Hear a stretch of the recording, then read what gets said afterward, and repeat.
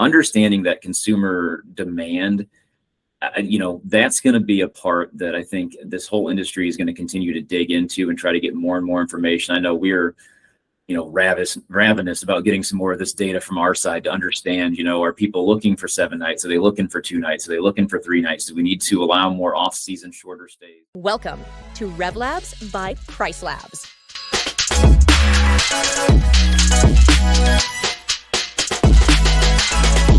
All right. Hey, everybody. Welcome to RevLabs by PriceLabs. This is our podcast. My name is Kyle. I'm your solutions consultant host today.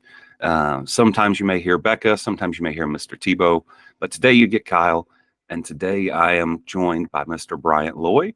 Bryant is the Director of Revenue Management for Brett Robinson, which is located in Orange Beach and Gulf Shores, Alabama. They've just got a new property onboarded that is called the Phoenix, which is fantastic. Looks absolutely gorgeous. Kind of toot Bryant's horn a little bit. He does have a master's in marketing analytics from the University of Alabama. So his opinion is very valid, and I'm looking forward to this conversation. Bryant, it's a pleasure to meet you. You have anything you'd like to say about yourself? I'm looking forward to it too. I'll tell you what, I'm really excited to be here. Love being able to talk about some of this stuff. Just a little bit of my background. So I came out of school as an economics graduate in 2009, which was actually not a great time to be an economics graduate because, the economy kind of stunk a little bit, but got into kind of some internal auditing and playing around with some bank auditing and doing things like that. Kind of moved into a realm of marketing analytics and kind of doing some insurance industry analytics for a couple of smaller regional insurance companies up in central Illinois. And just kind of fell into this whole vacation rentals world in about 2015, and loved what's happened since. And it's really been an awesome industry to be a part of. The revenue management side is such a fun part to be a part of too. So I absolutely agree with you. A little bit about my background as well. Used to do revenue management for a large vacation manager or property manager in the U.S. Kind of priced around in Colorado and in the Gulf and things like that. 100% agree with you. Revenue management can be a lot of fun. It can also be a little thankless and sometimes. So I think, that it looked like you had some really cool acknowledgments from previous jobs before joining Brett Robinson. I think it said something like Wyndham, you were one of the top employees of the quarter, things like that, an innovator and a really good mind for it. So really looking forward to this conversation. Prior to getting into vacation rentals, what kind of drew you to the data and the analysis side? What drew you to economics as a major, really, too? Yeah, so I actually went into college to be a biological engineer, and it's just kind of the numbers and data and science and all that stuff has kind of always really just been my favorite subjects in school growing up. It's my kid's favorite subject right now as kind of a result, but I've always loved digging into the numbers, digging into the data.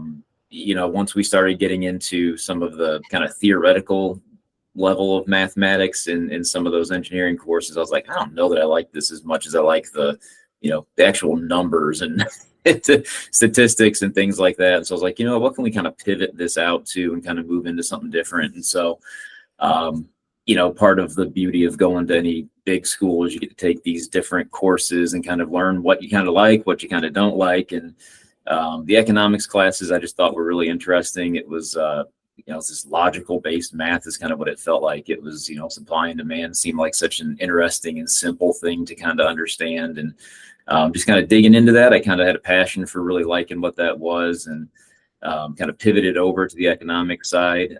As I got out of school, I was like, all right, what do we do with this now? Because it's not a great time to have this degree with everybody kind of blaming us for the economy going down and making bad decisions and whatnot. But as I started to get into the industry of banking, I kind of realized, internal auditing is not exactly what I thought internal auditing would be. It's more policies and procedures and less actual math and numbers. And so just kind of fell into a really cool job in insurance analytics, working within marketing analytics in the insurance industry in a different part of Illinois.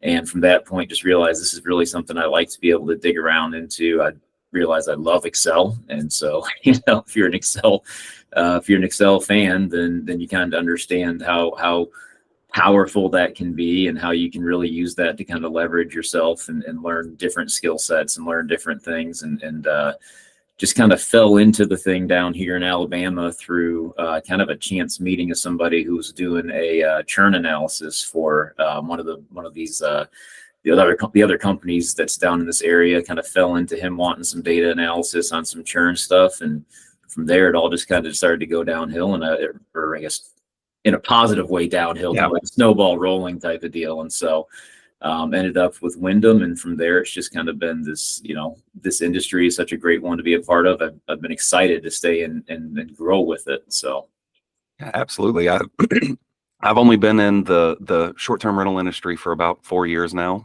Prior to that, I was doing pricing in a hydraulics environment. Heavy numbers, lots of math, things like that.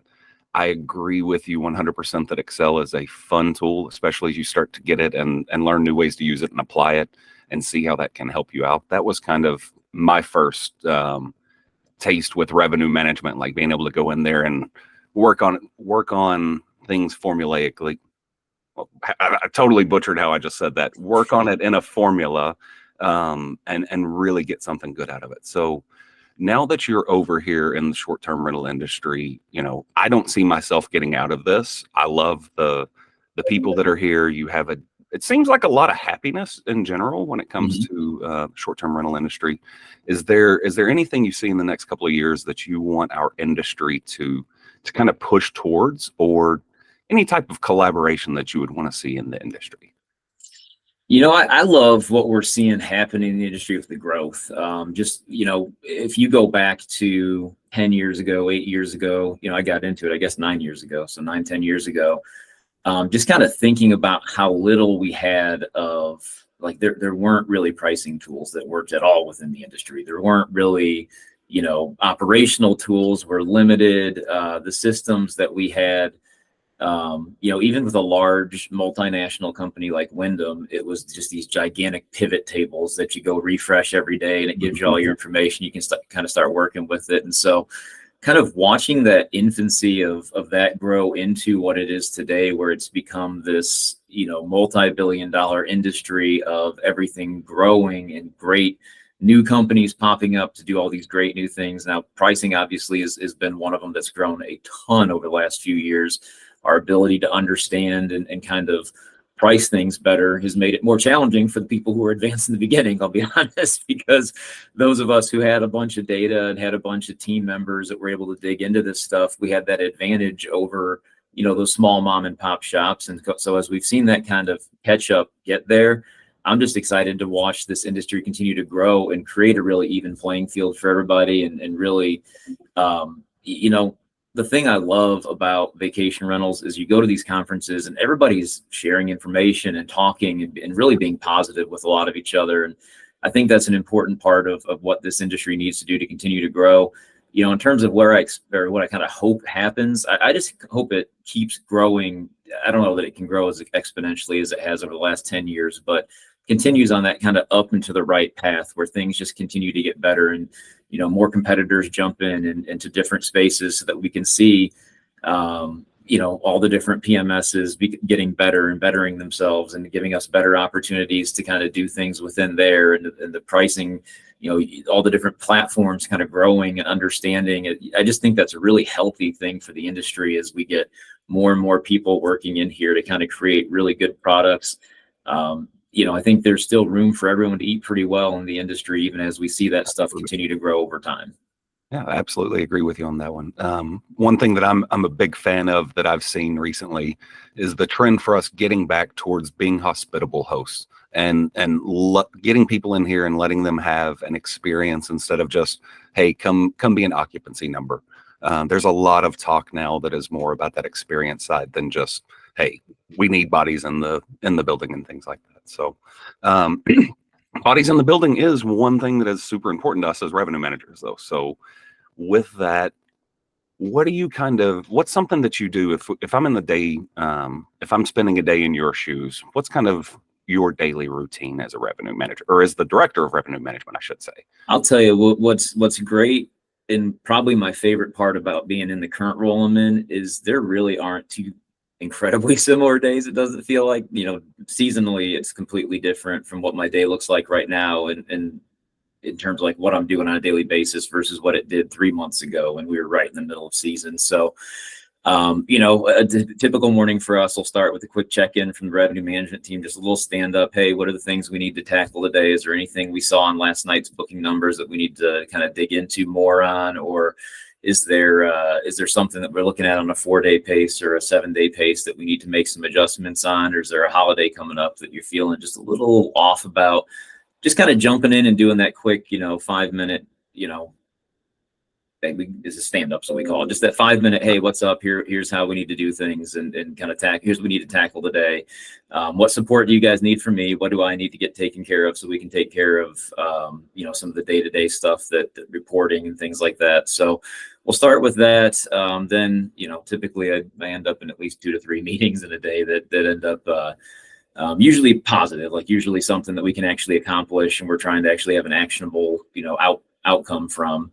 Then I'll start digging around, and we've created, we're a Power BI organization here. So we have a bunch of fantastic reports that our team's created that allow us to kind of really dig in and see, like, are we looking at a building that's pacing behind? Is there something where 3 bedrooms are not moving the way they need to? And then we'll start to kind of go through, okay, well, so-and-so is going to take a look at the 3 bedrooms. So-and-so is going to take a look at this holiday. Let's go ahead and recap here in a couple hours and kind of decide what we need to do. So that's how it kind of goes. We have, pop-up forecasts that we need to do for the ops team. Are we going to have too many back-to-backs today that are going to make it tricky, or this week that are going to make it tricky for them? And we're going to get new bodies that we need to get in to get some of those cleans done and things like that. So it ends up being pretty dynamic, but it's it's a fast pace. It makes for a fast day, and it's really an exciting organization to be a part of, because as big as we are, there's just so many cool things that are constantly going on. You never end up bored. Yeah, that's absolutely true. Revenue management, something where you've always got something new to look at every day. If your rates are good, if your minimum length is good, then buddy, go take some time and look at the pictures, look at distribution, and let's see how we can make it a little bit better. Yep. So on your team, I'm going to give you a chance to kind of give a shout out. You don't have to shout anybody out in particular, but I know there's been some successes over the past year. Have you had anything that really popped out this year as like, wow, I did not expect to see this? Whether it's a weekend that got up to 95% occupancy, or maybe you were able to achieve an ADR that was just outstanding. Are you still able to see that kind of stuff in the market that we're in today? Absolutely. So, our market in general it had a bad summer. I mean, we were shocked to see that in some of our comp set kind of comparisons and things like that, we were seeing up to 10% decreases in occupancy for the summer, which is insane. Like, our market is not, that kind of drop is just insanity for us, because we typically are such a competitive market. There's so many people in our market that are really good at what we do, that seeing those kinds of drops this year was a little gut wrenching, but we did see that our summer outpaced the market significantly in some of the things that we did, because we caught some of these things early. We made the adjustments early. Our big thing that we were really excited about is we had 0 unoccupied July 4th rooms, and for 1,675 or so units, that's a heck of a thing to accomplish. And so we were really, really excited to see that. And that was us, the last day, digging in, messing around. Oh, somebody canceled. We got to go fill this one. Just kind of stuff like it becomes like, you watch that Wolf of Wall Street and the ticker tapes and everybody's right on it. It's kind of what it becomes a little bit is, you're checking to see if anybody's canceling. Oh, we can jack the rates up because there's so much demand for this last one that's open there. And so that was a big accomplishment. Obviously just kind of looking at our pace versus the market, we feel like we had a really, really good summer in particular versus the market. So we're pretty proud of that. Our team is really good, hardworking team. We really dig into this stuff at a level that I feel like is really, really, really impressive for having just 3-4 people doing this on our side. Absolutely. I think that's a really important part of revenue management, is making sure that you have individuals that understand the market and are in there able to help these tools make the right decisions. So obviously I'm here with PriceLabs. There's plenty of dynamic pricing solutions out there. All of them have great things that work with them. The algorithms are fantastic. I think PriceLabs algorithm is by far the best, but it's still directional for you. And any human that understands their market. So if you are Jane that's in a little small market over in Missouri, you know your market better than these algorithms do. We just pick up on the data going forward, let you know when demand is coming in, let you know what we've picked up on in the past, and kind of give you some direction. But don't ever doubt yourself if you're making changes with revenue management. If it's in your heart, you're probably right, and you may know something that I think source- that I think software what you is said. I think what you said is so important. It's directional. It's meant to point you in a way that you can understand. It's not meant to be the set and forget solution, because if that were the case, you wouldn't need a revenue management team. You could just set that thing. The market would run against itself and all the computers and everything, and Yep. you can kind of move on. But that's not the reality. And so I love what you said. Directional is definitely the best way of putting it. The only thing I'll add, just kind of to understand, is, you do want to trust your gut to a certain extent, but there are times where you need to understand, are there things we're missing that this may be picking up too? Because there may be times where you look at something and say, my gut just tells me I can't drop this week this far. It's just, we've always seen this book this way. We've always seen this fill out, and I know it's going to work. And then you may see, as time goes, you need to do another check-in and say, okay, well, that drop that it asked me to do, starting to look closer and closer to a reality now. Or are we holding on to those preconceived notions a little too long, or are we comfortable with going ahead and starting to pivot now and just staying dynamic, staying kind of, flexible, adaptable as you see that stuff happen is such an important part, not just for like working within a dynamic pricing system like a PriceLabs or a Wheelhouse or any of those other ones, but just in the day-to-day of being a revenue manager, understanding that stuff is going to move fast and you're going to have to pick up and make those adjustments quickly, or you're going to get beat by everybody else, because those other people are going to catch it. Absolutely. That's a great way to look at it. Now, a lot of the people that'll be listening to this eventually will be, on the host side. They've got a couple of properties, maybe a few of them. With you having such a large portfolio that you and your team are in charge of, do you have any advice that you'd give to somebody that's just kind of getting started that would want to eventually, scale up, and specifically from a revenue management standpoint, and, what should they potentially be going after? Now, it's always going to be market specific. Sometimes you want to go after occupancy and things like that. But do you have anything for somebody that's just kind of coming up? Maybe Bryant's 2 or 3 tips. Mm-hmm.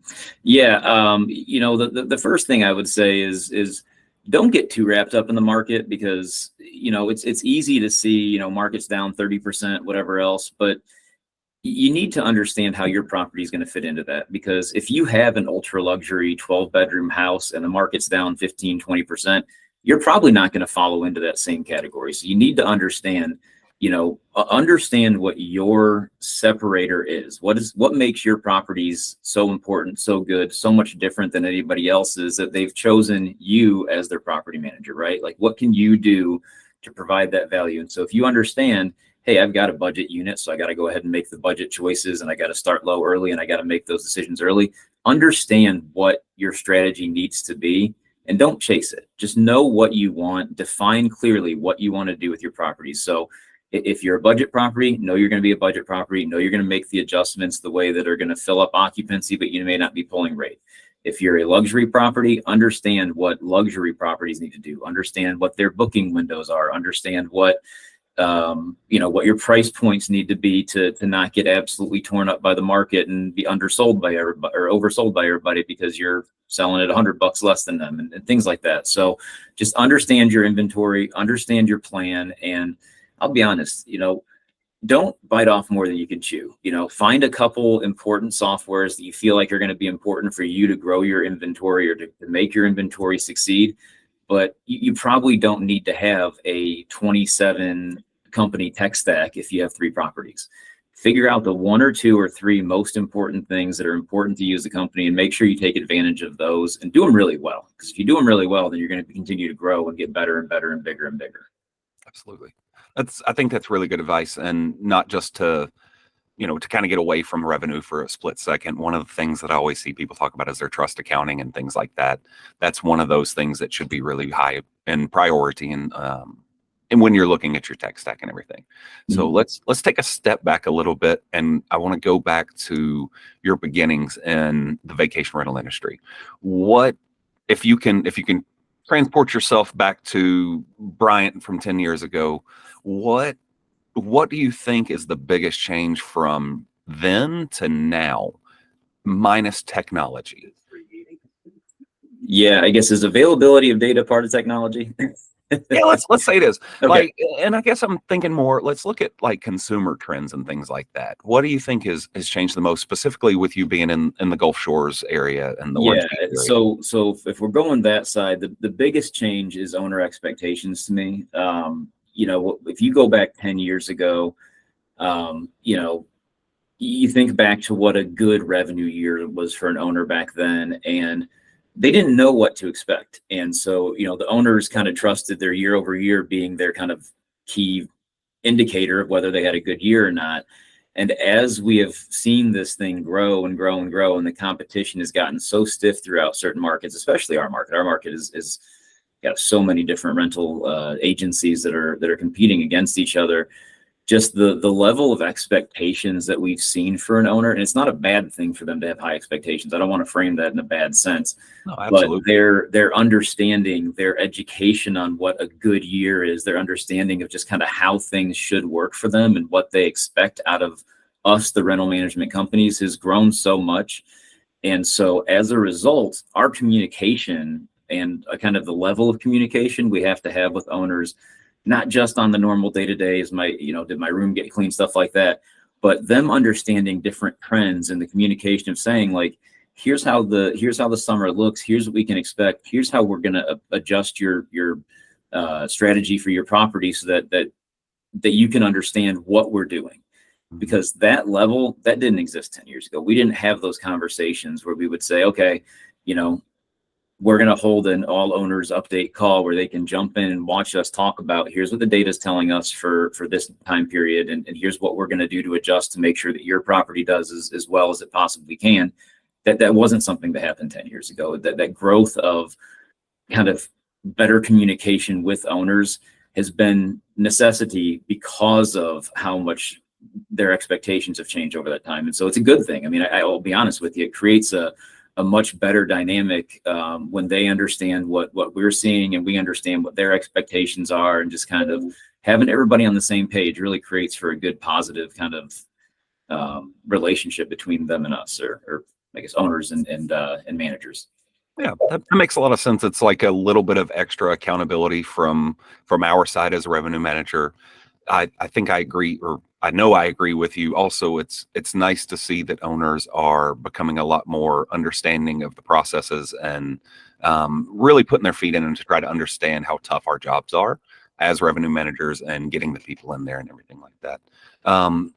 Let's see, we're coming up on time, but I do have a couple of other questions I want to hit you with, Bryant. For you particularly, maybe not necessarily in the Gulf Shores market, but when it comes to revenue management, do you have anything that you still feel like, hey, this is a struggle point, something? And the reason I'm asking this is because you've been in here for a while. I've been doing revenue management for a while. I still have a lot of things I see where it's like, oh, I need to change my way of thinking and listen to how these people. Is there anything that you see that's still an issue with revenue management for you, or something that you in the next year want to really get a firm understanding of, or anything like that? Our biggest thing is, as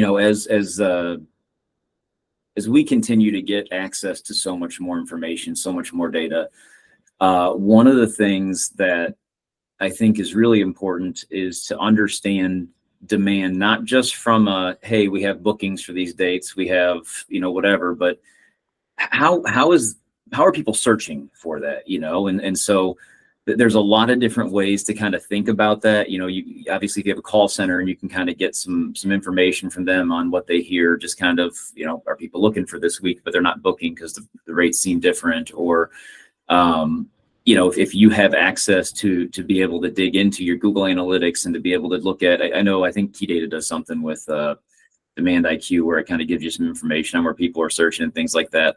But just kind of understanding demand outside of just how it pertains to bookings, right? Because bookings are not the only part of demand, because you could have completely wrong rates for a couple of weeks and think that there's no demand there, but it may just be that you got completely wrong rates for those weeks. You're way overpriced, you're way off base, or your minimums are too long, whatever it is. Understanding that consumer demand, that's going to be a part that I think this whole industry is going to continue to dig into and try to get more and more information. I know we're, ravenous about getting some more of this data from our side to understand, are people looking for 7 nights? Are they looking for 2 nights? Are they looking for 3 nights? Do we need to allow more off-season shorter stays? Do we need to lengthen out the summer a little bit more for some of these higher demand? Like all of that, kind of how that plays in, and understanding the demand more so than just the actual booking patterns is, I think, something that I just think that's going to become more and more important over time. I absolutely agree with you. And not to toot the PriceLabs horn too much, there may be something being worked on right now that has to do with demand and things like that. So hopefully we'll see something from PriceLabs soon with that. Let's see. Give me one moment. I believe we're gonna wrap up here in just a moment, but let's think about the people that are in your market. The people that are traveling in your feeder markets in the Gulf are very, very typical. It's going to be southeastern region. You're going to get some of that Texas traffic and things like that. Have you seen anything that's changed over the past, basically since COVID, with the people that are coming into the Southeast? Real quick, the reason I ask that is because this year, to me, looking at data, it seems like we've gone back to the traditional markets, like the U.S. traditional vacation markets picked up a little bit, and we're a little bit closer this year. So we saw a huge shift right after COVID because, candidly, Alabama was one of the first states to open all the way back up and say, come on down to our beaches, we want you. And so as a result, we were able to take advantage of just absolute hyper demand. People who couldn't go anywhere else in the country were like, let's go to Alabama to the beach. And so those people who would have been going to the Bahamas, would have been going to Europe on their vacations, came down here for a couple of years. And so we were able to take very, very good advantage of that. Not just us, the whole region was able to take very, very good advantage of that. And I will tell you, for us, I think it was even a year quicker than this year. Like last year, we started to see as, European vacations last year saw a big jump in some of those different vacations. Some of those people who were traveling to us in 2021, 2022, and even early in 2023 stopped traveling in that drive to Alabama type, drive to the beach type of trend. And so, we've definitely seen it shift, kind of go back to, our feed markets, our drive markets within 10 hours, right? That's where we typically are going to see the biggest concentration of our folks that are coming down here. Now we do analyze this on a really in-depth basis to understand, what break schedules are for different people. So when do we need to start targeting different markets to understand, does this market get out for this week and this market get out for that week, and how far out do they typically book so we can get in their funnel in time? And so, all of that is an important part of the process, but I definitely think the traveler is, back to your base level traveler, which for us is a drive market within 10 hours and usually on I-65 in a lot of cases. So that's fantastic. We've talked a little bit about booking windows. It's come up quite a few times when you've been speaking, and I do want us to kind of hit on that real quick. Booking windows to me are the most important metric that you can look out at going forward and historically, just to really understand when you can maximize your rate, when you need to change your minimum lengths of stay, things like that. Have you seen any big changes when it comes to minimum length of stay during your peak season? So our minimums haven't changed significantly, but I will tell you the booking windows themselves have been getting so short that it's given all of us anxiety. And these revenue manager chairs here lately, we saw, and this number is going to sound incredible, but it's legit.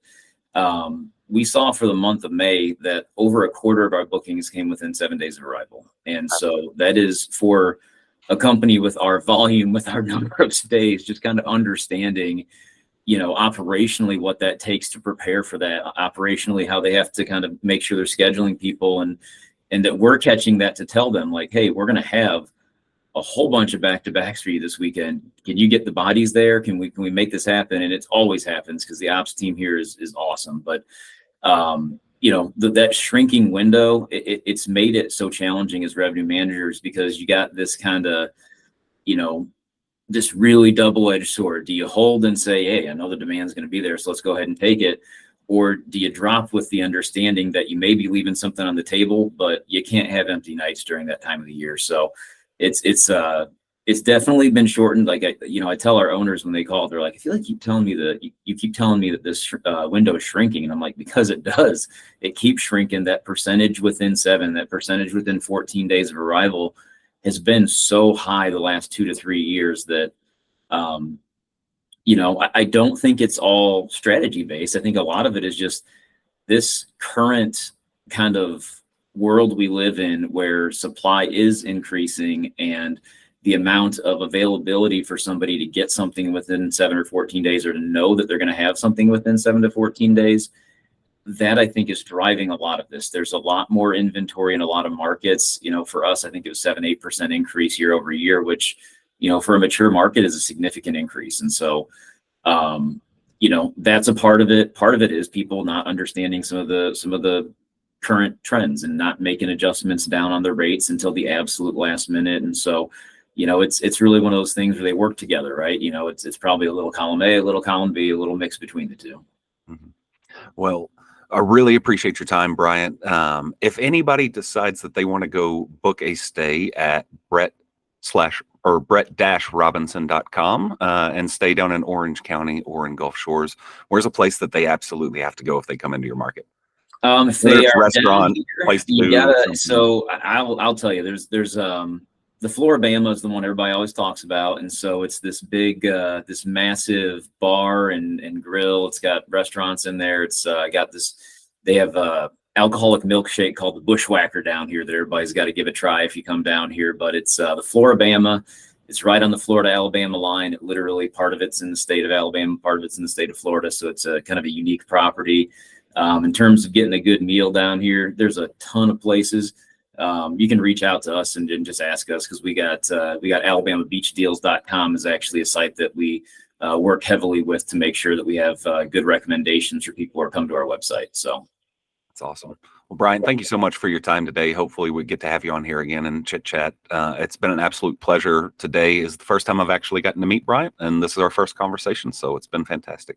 Well, I've had a great time too, Kyle. Thank you guys for having me on this. I love being able to talk about this stuff. I think, you and I both talk about such a cool, just such a cool place to be a part of. This industry is such a cool part. The field of revenue management is such a cool part. So just really excited to be here. Thank you guys for having me. Yeah, thank you very much. And if you have a revenue manager on your team or working with a revenue manager, show them a little love, because revenue management is a thankless job a lot of the time. So appreciate you very much. This is Kyle with PriceLabs signing out. Thank you.